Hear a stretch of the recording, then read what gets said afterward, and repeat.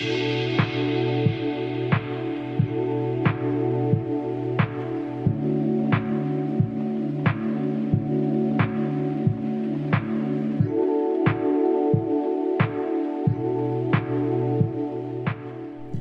loves, welcome to my channel. My name is Winnie Jean. If you're new here and if you're returning, then hey girl, how you doing? Today I'm going to show you guys how I got this kinky curly V-part install to look like a scalpiana, okay?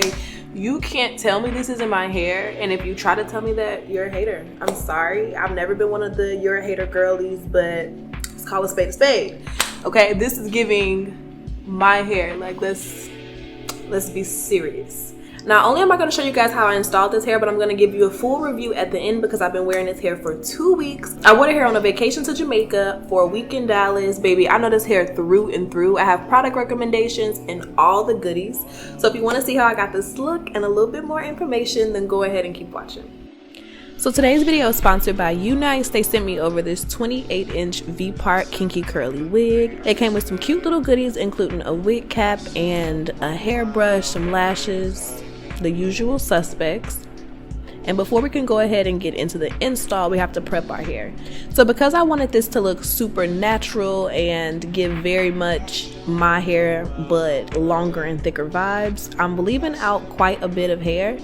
I'm starting off by parting out my edges in the front, about a ½ inch of edges, and then I'm doing the same thing along the sides and the back of my hair so that I can have a really nice smooth ponytail.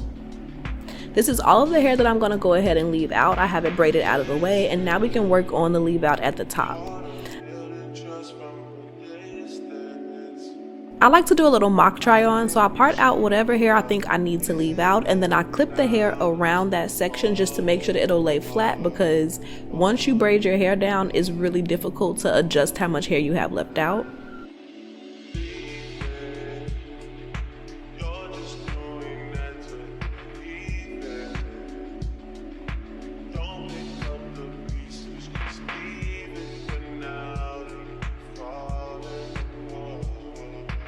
So I'm going ahead and clipping that wig right around the part, and as you can see, it's laying really nicely. So now I can go ahead and work on my braiding pattern, since we know that everything is laying, you know, flush, is giving what we needed to give.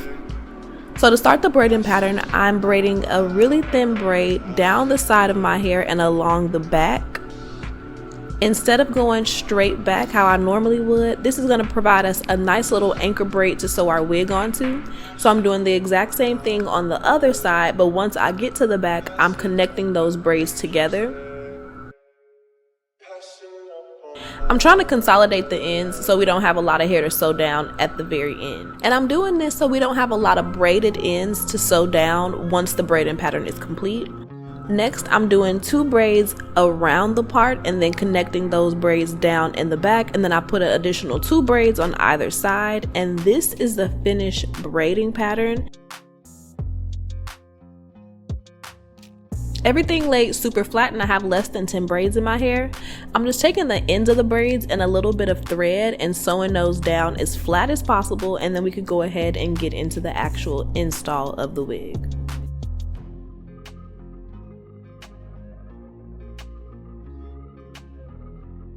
Now before we do that, once again, I want to try the wig on, make sure everything is laying properly, because we may need to make a few adjustments to the wig before we can sew it down. So I'm taking a nude eyeliner, something that you can see against the wig, and I'm just kind of marking everywhere that's a little bit too big on the wig. When you're clipping it on, it really doesn't matter, but when you sew it on, you want it to be nice and snug to your braids, so it's okay if you have to make some adjustments.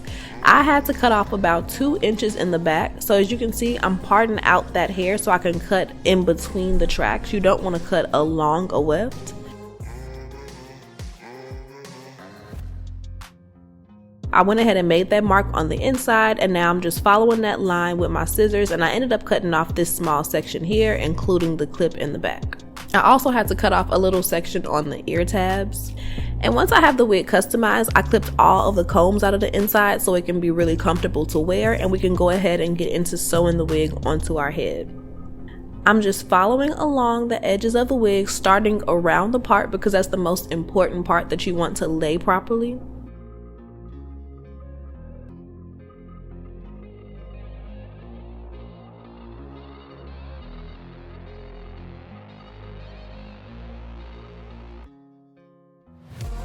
And then I went ahead and ended that thread, and now I'm going to go ahead and start on sewing the sides.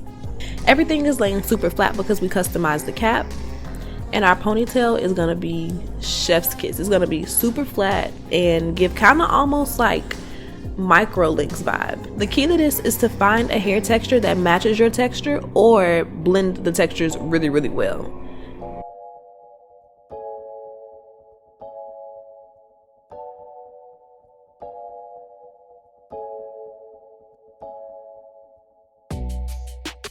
And once we have everything sewed around the sides, I'm taking a track off of that little section that we cut off from the back where the comb was, and I'm going to use this to glue around my part. This is a totally optional step. You can stop where we are, use no glue, but I was going on vacation like I said, and I just wanted my hair to lay really, really, really flat. The closer your tracks are to your part, the better your blend is going to be, in my experience. So I just popped that extra track on there, but you do not have to. And I'm doing the same thing along the sides. This also adds a little bit of fullness because we did cut some hair off of the wig, and now we're just kind of, you know, sneaking it back in there so she's nice and full.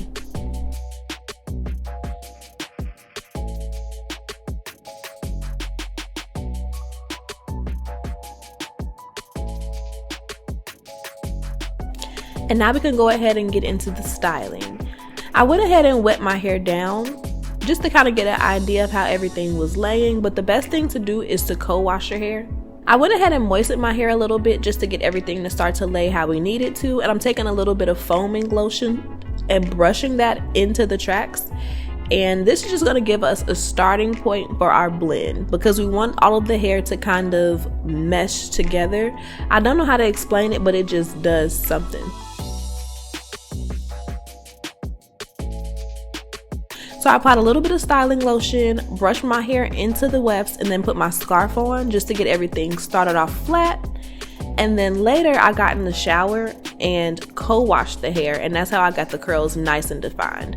With kinky curly hair, you can mousse it down, but the best thing to do for the curls is to just co-wash it. And I twisted my hair in with a little bit of the extension hair to blend it.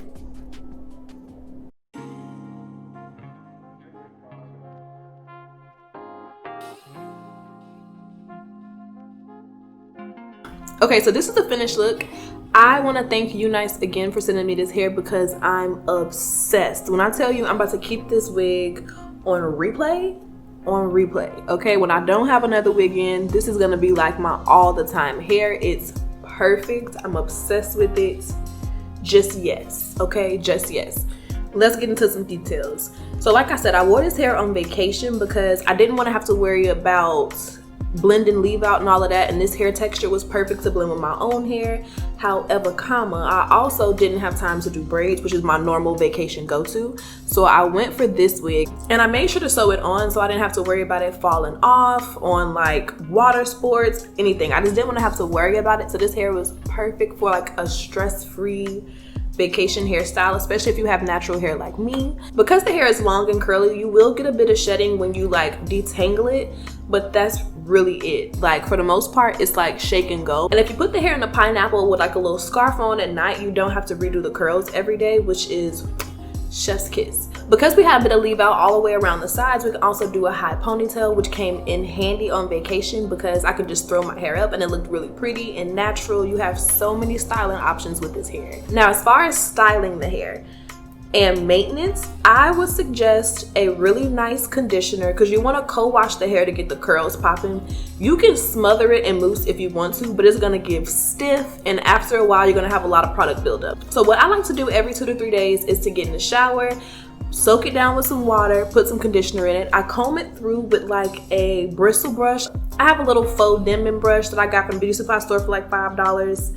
That's what I use. So I just brush her through to get the curls nice and defined, and then I put 2 twists here to blend my hair, 1 right here and 2 on the back. So I end up with about 8 twists in my hair.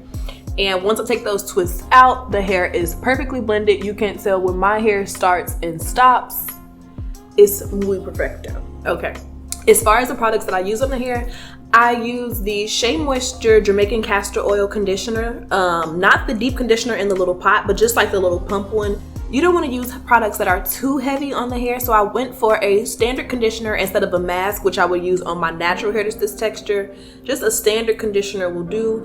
I had the hair in for about 2 weeks, so when I got back from vacation, I went ahead and used my Shea Moisture Deep Conditioner from that same Jamaican castor oil line on my natural hair, but I kind of refrained from adding heavy products on the extensions. I just deep conditioned my natural hair, all of my leave out all around the sides, and then put the regular conditioner and comb through on the bundles. When you put too much product on your bundles, they can give ashy, sticky, tangly vibes, and that's not what you want to do. So yeah, I co-washed the extensions with the standard conditioner, co-washed my hair with the deep conditioner. I rinsed that out and I applied a mixture of mousse. I used the olive oil one. They're like mousse foaming lotion. And I also used the Cream of Nature curling cream. I have a little travel bottle of it that they sent me, so I took that with me on vacation. I'm talking about maybe a few pumps of mousse per side and a little dime-sized amount of the curling cream per side. You do not want to overload this hair with products. Like I said, it gives ashy, sticky vibes. Personally, if you want more defined curls, then go for it, but I was going for more of like a natural hair, big, fluffy blowout vibe, so that's what I went ahead and did. Also, I glued one track around the perimeter of the sides and the top just because I wanted my hair to blend seamlessly. The sew-in itself was relatively flat, so you don't have to do that if you want to avoid putting glue on your hair. That's definitely not a necessity. Feel free to just sew the wig on and go, but that's just an extra step that I wanted to go ahead and do because I wanted to... Okay, baby, I want it flatty, flat. You get a bit of shedding because the hair is curly, minimal tangling. The hair is gorgeous. I got so many compliments. I can't really think of anything else to tell you guys about the hair. Thank you again to Unice for working with me because I'm obsessed. Honestly, it's so bad that I kind of want to get this same exact wig in a couple of different lengths. I could go for like a shorter one and then maybe like a real super long one. Wouldn't be mad at that. All right, so I hope that you guys really enjoyed today's video and I will see you guys on my next one. Bye, babes.